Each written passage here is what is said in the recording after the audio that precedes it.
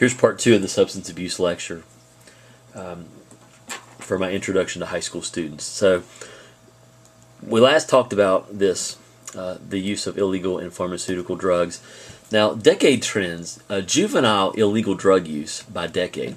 We know that in the 1960s, from 1960 to 1970, juvenile illicit drug use increased. During this time, during the 60s, you had the civil rights movement. You had more liberal ideas about drug use. You had Woodstock. The culture of that decade was more embracing and accepting of illegal drug use. So that would make sense that it would increase. From 1970 to 1980, we see continued increase of illegal drug use amongst juveniles. Now, in 1980, it started to drop off, thanks maybe in part to Nancy Reagan, who was the wife of then President Ronald Reagan. Nancy Reagan, you can ask your parents; they probably remember the little buttons we would wear at our shirts that would say "Just say no to drugs." That was from Nancy Reagan, and a lot of people think that her campaign against drugs, while largely not too effective in the long term, did contribute to the decrease of juvenile illegal drug use during that decade. And what we've seen is that overall illegal drug use has continued to diminish slightly, not a lot, but slightly, up into today. The drug threat in the United States: more than 35 million people used or abused illegal or prescription drugs in 2007. If you are alive and you've been paying attention to the news any in your lifetime in this state, you probably realize that prescription drug abuse is a big problem. Opiates, painkillers, for example, epidemic problems, especially in the southern part of our state, but really all over the country. So it's not just the illegal drug use. We're talking about people who get a hold of the legally prescribed stuff through inappropriate means. In 2006, 1 million people had entered public drug treatment facilities seeking to end their addiction to illegal or prescription drugs. That's a lot of people.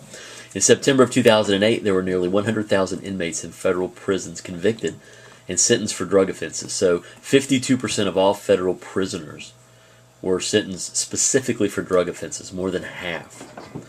So that's good stuff to have in your notes. Something else in reference to the drug threat in the United States. In 2009, the federal government allocated more than $14 billion. So this is taxpayer money for drug treatment, drug prevention, counter-drug law enforcement endeavors, and international counter-drug assistance.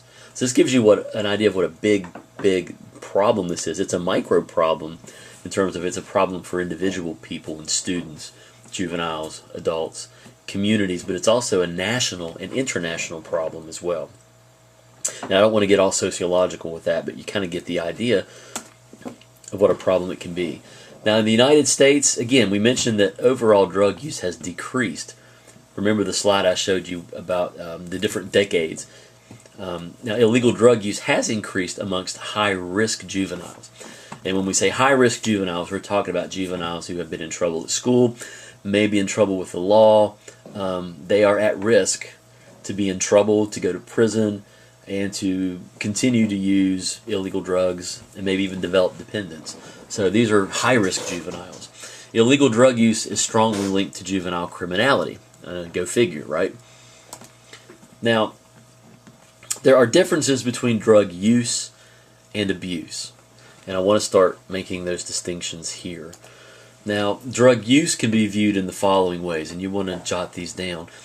It usually begins with not using, obviously, and it can be seen as experimental use. Start there. The person who experiments with drugs, maybe they're curious.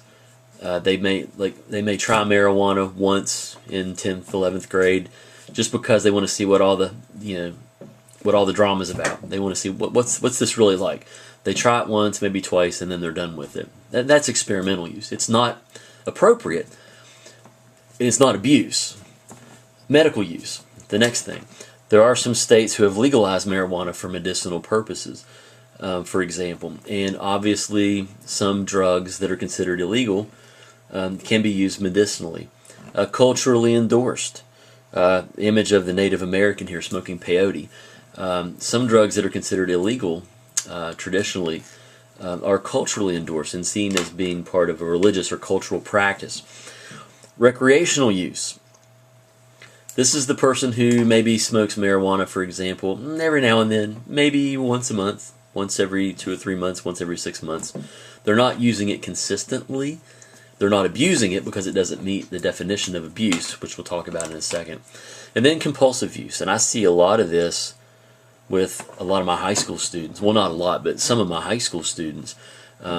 Sometimes people will take drugs a lot at one time, not because they want to get high or because they just want to, get hammered, but they want to use it to help them through a situation.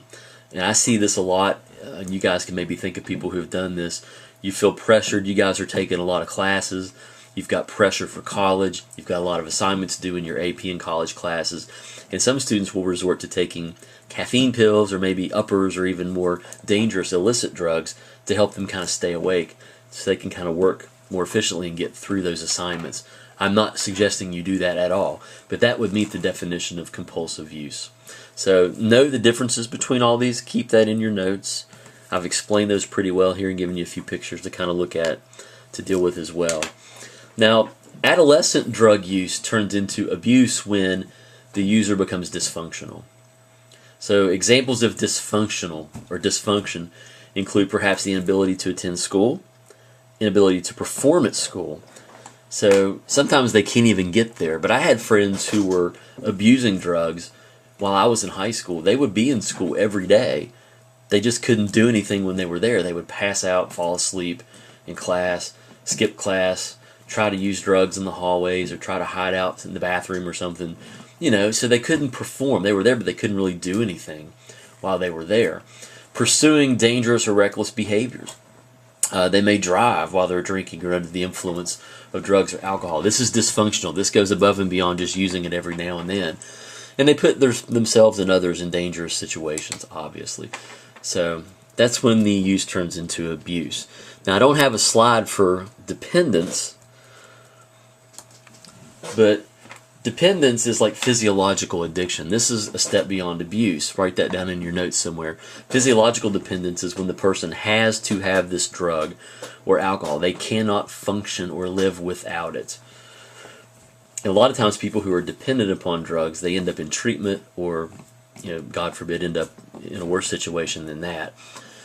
Now, back to abuse for a second. The dysfunction usually leads the adolescent to focus his or her entire life on obtaining, maintaining, and using illegal drugs. So it overtakes everything else: jobs, relationships, grades, church, anything else sports, anything else that's important to that person's life. Drug abuse can also lead to the following negative outcomes: arrest, incarceration, prosecution, or even death. So we'll call that the end of the second part. Thanks.